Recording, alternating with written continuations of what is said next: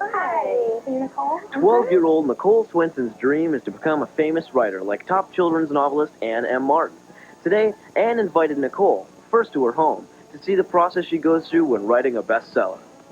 I've been reading Anne Martin's books since I was in third grade. I liked her books from the first time I read them, and I just really wanted to meet her. She's like my favorite author.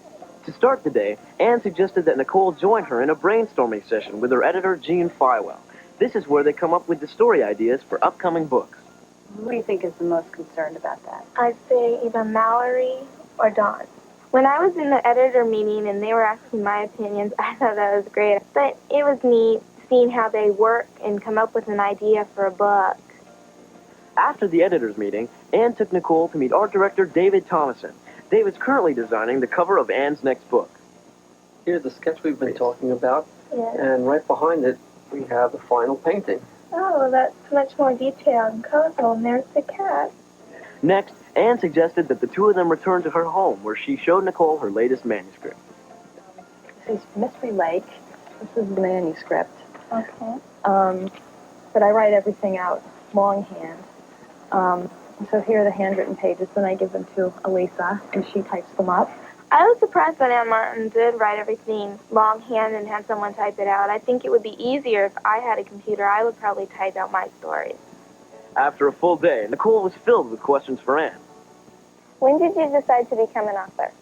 I started thinking about it seriously after I had graduated from college, although I had enjoyed writing ever since I was a little kid. I mean, even before I could write, I would draw pictures and then give them to my mom and dictate stories to her that went with the pictures.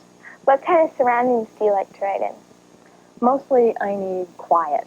I can write almost anywhere as long as it's absolutely quiet. Often I write in my office, but if the phone's ringing too much, or if there are too many distractions, I move into my bedroom. Do you think it's good to write about your own experiences? Yes, it can be a good way to write. I think it's easier for me to write about things that have actually happened, either to me or to other people, but some of the stories I've written have been completely made up. When you write from your own experiences, though, you have your own feelings and emotions to draw from. As the day came to an end, Anne surprised Nicole with a copy of the very first book she had ever written. She autographed it inside, and that was really special to me. I'll keep that forever, I'm sure.